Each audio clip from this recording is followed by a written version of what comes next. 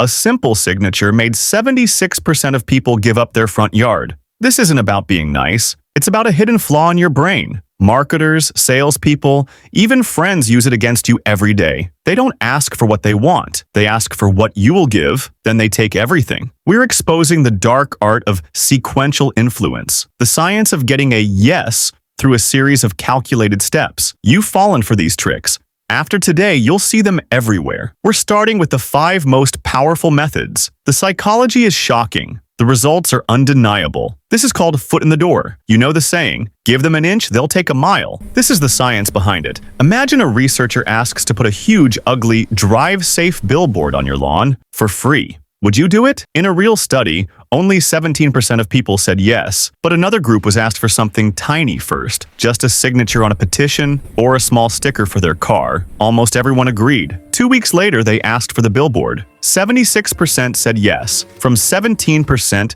to 76%. One small yes reprogrammed their self-image. They thought, I'm the kind of person who helps, so they acted like it. They had to be consistent. This is your brain on autopilot. Agree to a survey, you're more likely to buy. Accept a free sample, you feel obliged to tip. The first yes is a trap. It changes how you see yourself. But what if they can't get that first small yes? They use the reverse. It's called door in the face. You asked for the moon first. You get a hard no. Then you ask for what you actually wanted all along. It seems reasonable by comparison. Think of a classic comic. Blondie comes home with a shopping spree, a new dress, shoes, and a hat. Dagwood is furious. Take it all back, she cries, then asks, can I at least keep the hat? He agrees, feeling like he won. She got the hat. A psychology experiment proved this. They asked people to mentor troubled teens for 2 years. Everyone refused. Then they asked, well, could you just take them to the zoo for one afternoon? 50% agreed. Doubled the rate. Why does this work? You feel their concession. They back down from a huge ask. Now you feel you should meet them halfway. You also feel guilt for saying no to a good cause. Saying yes to the smaller request clears that debt. It's a brilliant fake retreat,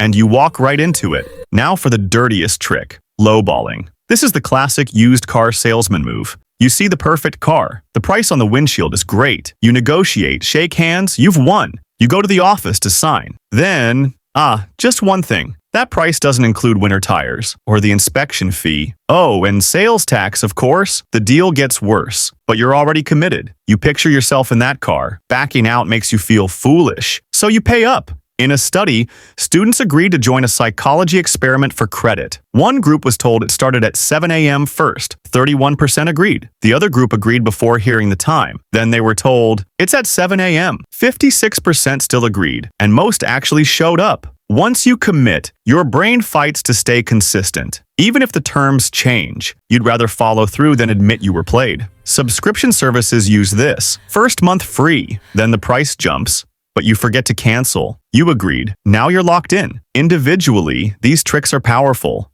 But combined, they're almost unstoppable. This is the 2-in-1. Foot in the door plus lowball. Researchers in Tel Aviv called people for a 20-minute health survey. 48% agreed. Not bad. Using just foot in the door, 3 quick questions first, it went to 59%. Using just lowball, agree to a 10-minute call, then extend it to 20, it hit 74%. Then, they combined them. They asked for a 10-minute survey, got a yes, then immediately said, while I have you, 3 quick questions? That's the foot in the door. The subject complies. 3 days later, they called back. We need to add more questions. It'll be 20 minutes now. That's the lowball. Agreement rate, 84%. This is the master strategy.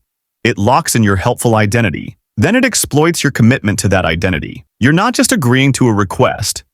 You're agreeing to be a person who follows through. It's a psychological 1-2 punch, and it works frighteningly well, so you're being played every day. How do you fight back? First, awareness. See the sequence. Is this the first ask or the second? Are the terms the same as when you agreed? When you feel that pull to be consistent, pause. Ask one question. Would I say yes if this were the first and only thing they asked me? If the answer is no, your consistency is being weaponized against you. For the fake retreat, recognize the social debt is fake. They didn't do you a favor by asking for less. It was the plan all along. You don't owe them. For the bait and switch, get every detail in writing first. Say, So this is the full final price? Nothing else? Make them commit. Then, if they add costs, you can walk away guilt-free. The deal changed. Your promise is void. Your greatest strength, your word, your identity, is your greatest weakness here. Protect it. These techniques work because they hack fundamental human wiring. The need to be seen as consistent, the desire to be helpful, the impulse to repay a concession. This isn't just theory. It's in every fundraiser, every negotiation, every sales page you visit. Now you see the strings. So tell me in the comments, which one hit you the hardest? The slow creep of foot in the door? Or the sudden sting of the low ball? If you want to see how they mix emotion with these sequences, you need to watch the next video. We're breaking down the emotional triggers that make these tricks impossible to resist. Hit subscribe. Don't miss it, because now you know.